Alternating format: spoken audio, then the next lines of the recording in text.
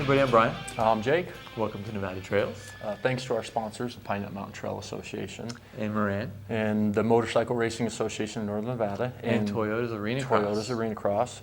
We're going to be talking about different sports in Nevada, how they're done, who's doing them, events coming up. How to do them safely. How to do them safely, responsible, and get involved.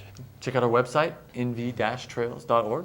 And view webcast off a computer at nvtrails.bactv.org. Or you can email us with Arena Cross in the subject to win free tickets or shirts and stuff at tv@nv-trails.org. And today we're going to be talking to Mark Harris. Landsailing. Landsailing, Yeah. 8-time national champion, so that should be cool. And checking out a Polaris Razor Got to do some product review. So that ought to be fun. It's Good Nevada stuff. Trail. Thanks for watching. As part of the show, we'd like our viewers to send in DVDs of themselves enjoying Nevada trails in a safe and responsible way. And we want to see what you're doing out there, how to do it, maybe some product reviews, driving tips, 30-second, 1-minute, 2-minute type stuff. You can drop those off at Michael's Cycle Works, 2680 South Carson Street, Carson City, Nevada, 89701. Keep the videos educational, no stunts, no dangerous behavior. We want to keep things safe. Check out our website, nv-trails.org, or email us at tv@nv-trails.org. And you can also check us out online on our At webcast. nvtrails.bactv.org. Well, we're here with Mark Harris, a local land sailor. Thanks for coming in there, Mark. You're welcome. Eight-time American Landsailing Cup champion, right? Yes, I've been a champion in 2 different classes over the years since about 1990. Cool. Wow. And doing this how long? Water sailing since 1968, Okay. land sailing since 1990. Okay, and for everybody watching, I had to think about this. It's the 3-wheeled land yachts with the mast, and you boogie across the lake beds, huh? That's right. That's right. And Nevada's one of the best places in the country to do this. Yes, Nevada has a lot of U-shaped valleys, and quite often there are dry alkaline mud lakes, which is a very smooth surface. The Black Rock Desert is the biggest dry lake in the country. It's just north of Reno. That's cool. Wow. And then, so it's been around for a while. Yes, land sailing started in Egypt several thousand years ago for hauling goods. In the 1800s, it was used as a prairie wagon assist device. In 1909, they started racing on beaches in England and Europe. In 1960, in Southern California and into Nevada. And you were saying in Europe they actually have to be, what, licensed to do Yes, that? there are like 3,000 licensed land sailing pilots in France, for example, and they have to compete to qualify to be in the European Championships each year. Wow. And that's here you can kind of just jump in and just join a club and get involved. And you don't have to really get certified. There are a few hundred land sailors in this country. You start out with a smaller boat, a simpler boat, and then go from there. A lot of the people go on and design their own specialized land sailors. And then you guys have local clubs here in Yes. Nevada? We have local club, the Sierra Area Land Sailing Association is here, as well as the American 5 Square Meter Association, which I run. And then this is the Sierra area land. And then is there a website for them? Or? Yes, the website is www.nalsa.org. Cool. Very cool.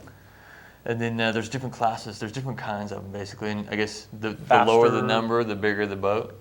Basically, it's based on 5 different open classes that are only controlled by the sail area. It can be solid wings or sails or multiple wings and sails. And then there are one design classes such as the Manta Twin Jammer, the Manta Single or Wind Jammer, and the Fed 5. Those are one design where you're pretty much pilot against pilot, and all the boats are the same. Oh, okay. And we were looking at some pictures earlier. I mean, one of these things had a 40-foot mast, and there's a lot of experimentation in the solid wing boats. Some people try to optimize for a given wind speed. They may build something that's 40 feet tall. Obviously, it'll be overstressed, but the boats, and higher winds, but the boats get up to 3 to 5 times wind speed.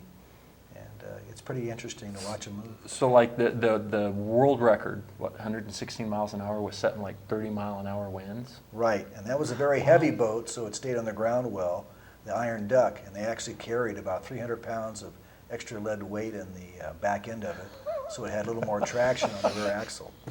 Doesn't really go with racing concepts as everybody knows them. No, the Iron Duck is a purpose-built boat to go in one direction, and it's really efficient at doing that, but there's a new boat being tested in Australia and in this country, and it may beat it eventually. Uh-huh. And then the overall speed record? The overall is 116.7. That was done in 1999 down at Ivanpah Dry Lake, which is just south of Las Vegas at Primm, Nevada. Okay. Which Nevada is? And you were saying that the America's Landsailing Cup is in Primm, Nevada every year, but Yes. with some exceptions. Every year, unless it's flooded out, there's a dry lake that extends across the California-Nevada border at Primm, and it's called the America's Landsailing Cup. It's always the last week of March. Mhm. We'll have anywhere from 75 to 125 pilots racing. Cool. Some years, it's called the Pac Rim Race, which rotates between New Zealand, Australia, and the United States. And some years, like in 2002, it was a world championship. So we have a lot very of cool. Europeans here. Very cool. And everybody, when they did the combined world championship, they came here? Yes, and they really like the surface because it's much faster than the ocean beaches they're used to. There's no tide to get you wet or drown you. And the casinos are only 3 miles away. And then now California versus Nevada. You were saying that if you go to the California side, it's harder to get permitted for Yes, the there's event. pretty much land sailing events, when you have large events, are permitted with BLM usually because you're on federal land. And it's more difficult to get permits on some lakes. There's a lot of land sailing in California at El Mirage and a couple other lakes. But the larger, better lakes are all in Nevada. Cool. And then now, so if somebody wants to get started on this, so let's say I want to go land sailing. How's a person to go Best about is to come out when some of the local land sailors are sailing. We pretty much have a season that runs maybe April, May on up into October, as long as the lakes are dry. And basically go for a ride, try some different boats, and then a beginning boat runs around $1,200-$1,300. A Manta twin jammer is about $2,300. So it is probably the least expensive form of sailing if you're buying a new boat. Now, is ice sailing considered part of this land sailing? It can be. We have a lot of ice sailors that live in Montana. They take their blades off when it's not frozen, come down here and race. The opposite, I was able, it's not very often, once every 5 or 6 years, Washoe Lake and some of the local lakes freeze enough. Oh, yeah. And I was able to go ice sailing in January. It was pretty interesting. And then do you guys give lessons or anything like Yeah, that? we give lessons, and pretty much there is one local dealer that sells blow carts, which is a small foldable land sailer. Can fit in the trunk of a car, the back of a pickup. And local meaning Reno? Yes. And who is that? Bob Casey, he's down in Washoe Valley. Is it a business name? People can contact him or anything Yeah, like that? through our website, that Okay. www.nelson.org, Uh-huh. you can get to the Wind Jammers Club, which is the blow cart class association. Okay. And then do you guys also, there's kites now? People There- are doing the buggies on we the get, kites? We get kite buggies. It's interesting. They come out the week after we're at Ivanpah, and then they share the use of our tent Uh-huh. and facilities, and then they run a whole week-long activity with the kites, Okay. Very cool. kite buggies. And they're starting now to do kite bugging out at White's Lake. Uh-huh.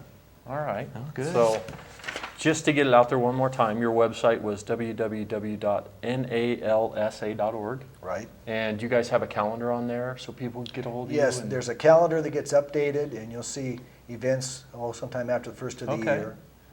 Okay. Well, And there's very a cool. good amount of events. There's at least, 10, 15 events a year? There are several events catering towards children, young people to try land sailing at Stagecoach. Okay. It's known as Misfits Flat in the Well, very 1960 cool. movie. Good. All right, Well, Mark. Well, awesome. thank you very much for coming You're out. welcome. Very, Appreciate it. very interesting. Look Sounds forward fun. to trying it.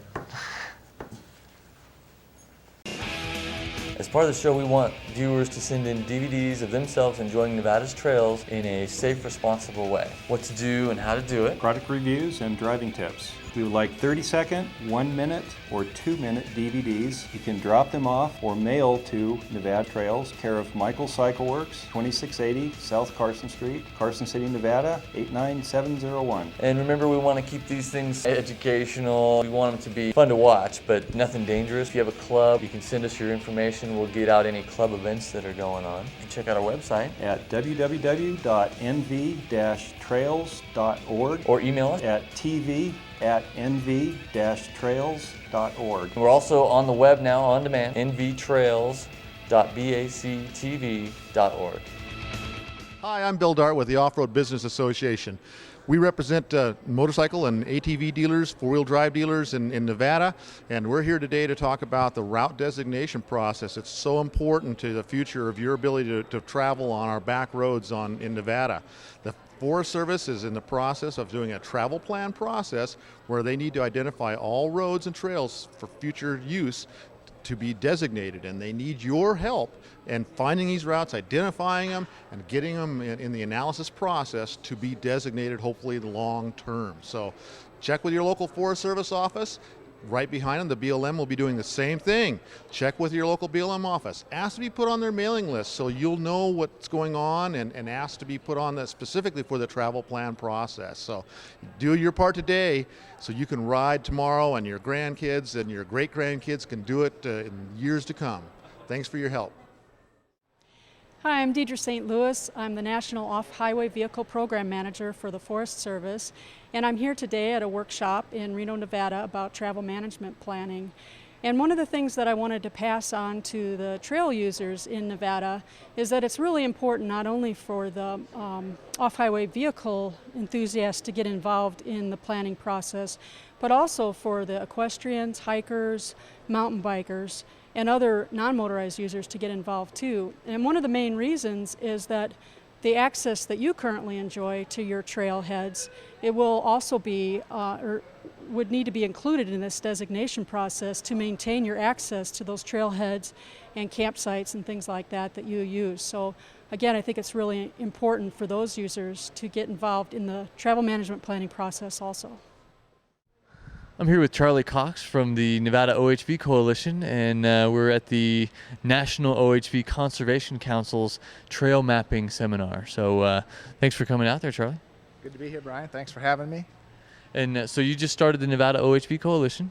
Yes, we did. It's a new organization that represents all off-highway motorized recreation uses within the state. And that pretty much includes everybody, even the hikers and bikers. If you leave the pavement, then you pretty much go off highway. If you want to use the public lands in our state, you need to know which roads that you're going to be able to do that on, and you need to have those roads and trails accessible to you. Now, I guess you guys got your directors and stuff, and you're also looking for people in each county to get signed up and just kind of be county liaisons. That's correct. We are looking for as much public involvement as we can get. We're looking for clubs and organizations and local groups, individuals on a county by county area around the state to keep us informed of what your local needs are. All right, we got a pretty cool kind of product review right here. This is a Fox coilover shock. And we're going to be putting it on a Jeep. A friend is going to be installing it on his Jeep. Super cool units. This is like pretty much what everybody would like to be running in their Racers dreams. are running top end stuff. This is really cool. You got kind of a combination hydraulic nitrogen shock. And over the shock body will fit these coils, but something that also makes them cool is this remote reservoir. You can add more fluid in here. Totally adjustable, basically. They're adjustable, but you won't get shock fade as fast with this because there's so much more capacity with this. It can cool, you can run more, and they're rebuildable. But we'll have all the specs, spring rates, all that good stuff for you, how to set them up. for whichever, we're going to do them on Yeah. a Jeep, so it's probably going to be a Jeep setup. And this is something that people going fast really like to have. It's another Jumpers? hydraulic nitrogen charged bump stop. So, this is working. You hit something big, your suspension can come down, hit this, and this will quickly slow down the impact so you don't bottom out and then hit So something. if you're jumping and stuff like that. Oh. But pretty high dollar stuff? This is a hot setup. Yeah. So something else pretty cool. We met with CareFlight yesterday. So we're going to be doing a whole video on them, and that was really neat. They met us, went over their Safety equipment, tips. safety tips, and that will be a cool show coming up. Yeah. What they need to find you, good stuff Yeah. like that. So we also got kind of a cool article we found was this Stone Soup out of the Blue Ribbon magazine. So if you don't get the magazine, check it out, get it. You can Really go online, cool. sharetrails.org, and check out that story too. Yeah. Don Amador basically said he started up research to show that we aren't, the OHP community is not that bad on certain Yeah, things. so doing research on owl, and really a cool story and a good one to check out.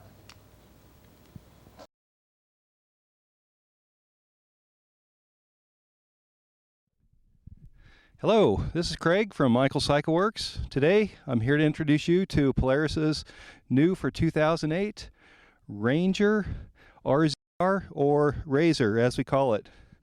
This baby is pretty darn sweet.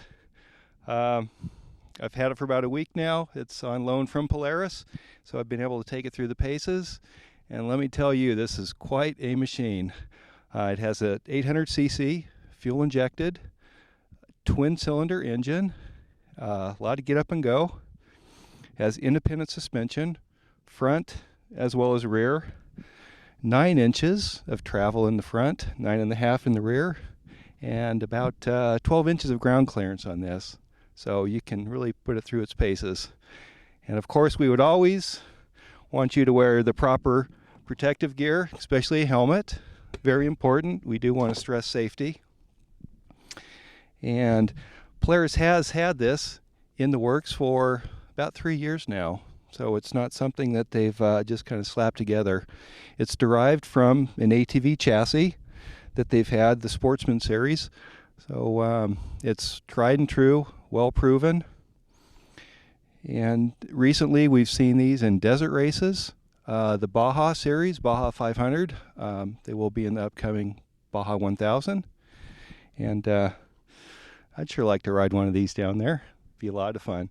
And also they're also in the Score series as well. And the class is becoming much more popular year to year.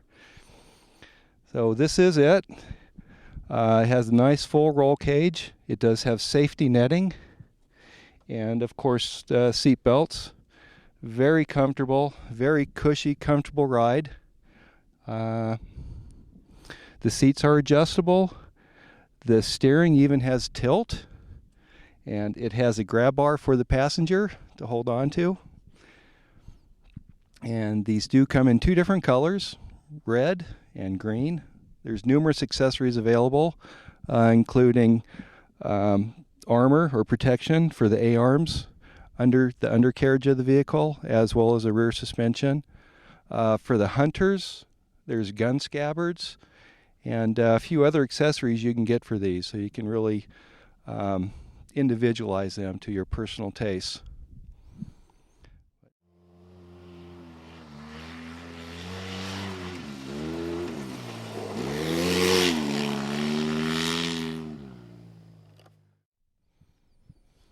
Okay, in the cockpit, we have tilt steering,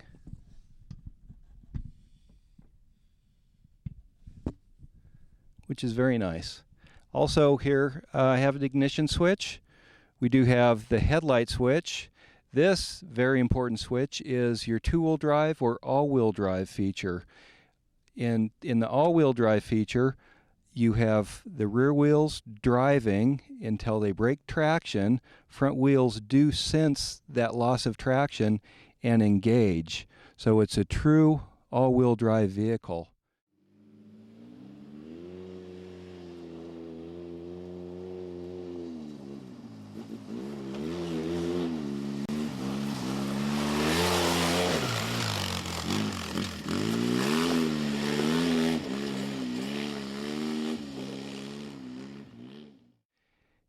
we have a 12-volt accessory plug, and this is the light switch for an accessory light bar for increased lighting at night. And ignition switch. Here we have a multi-function display, analog speedometer, as well as digital readouts for fuel, RPM, trip meter, odometer, and also there's EFI diagnosis codes that would come up on that screen as well. Over here we have the grab bar, which is adjustable for the passenger.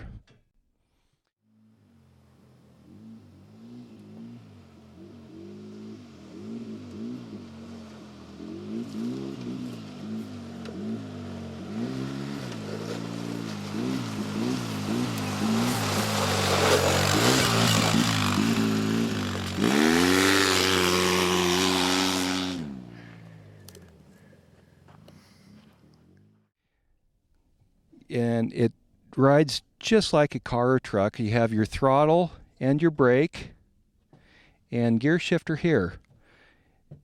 The park is all the way up top, and it has reverse, neutral, low, as well as high range.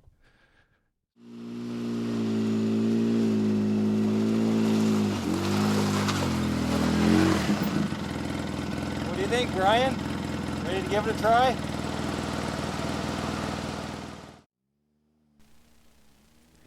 Well, the RZR is definitely fun to drive. Its 800cc motor gives it more than enough for this little tiny vehicle. Its suspension was great. We went through the whoops in it, the rocks, around the corners. It was great. The four-wheel drive, on-demand four-wheel drive is good. It pulls you around the corners. It lets you slide around a little bit before it engages, and it climbs hills like nothing else. So it's a good ride. It does need a little bit of help in the seatbelt department. I would recommend getting a 4-point harness and extra lights for it. They sell long arm kits for them, and that's going to actually soften up the suspension even more. But for racing and all that other stuff, hunting, anything utilitarian, these things are really good.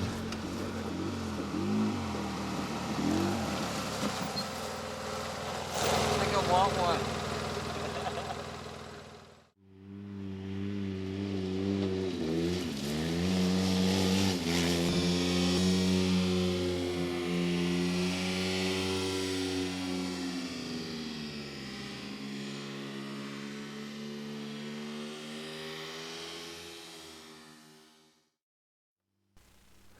Well, if we have to rate the RZR, we're going to give it 2 thumbs up. It does everything from hunting to racing the Baja 1000. So it's pretty much the full package and the future of the UTV.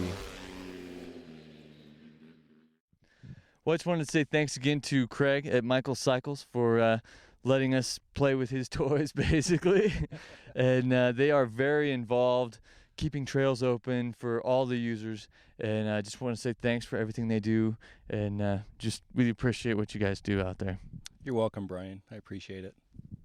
Thanks again. Thanks for watching Nevada Trails.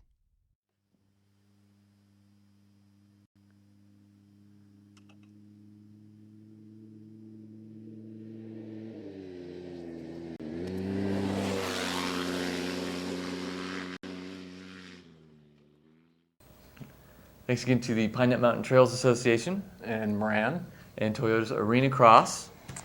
couldn't be here without you. So we got to talk to Mark Harris, Landsailing. Get a little insight into the land sailors of the U.S. Very cool.